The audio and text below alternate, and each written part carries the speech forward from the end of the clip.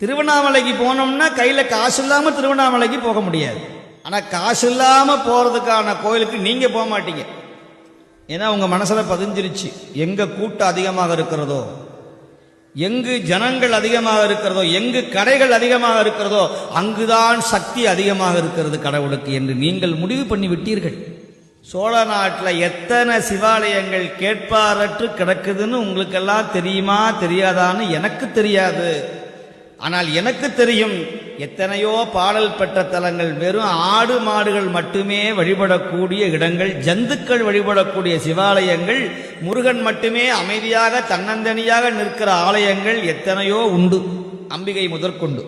என்ன நீங்கெல்லாம் என்ன பண்றீங்கன்னா, அப்படி ஒரு கம்பியை கட்டி இப்படி போய் அப்படி போய் அப்படி வந்து அப்படி வந்து இப்படி வந்து அப்படி உள்ள பார்த்தா ஒரு திருப்தி, நேரா பார்த்துட்டோம்னா சக்தி இல்லை அந்த சுவாமி.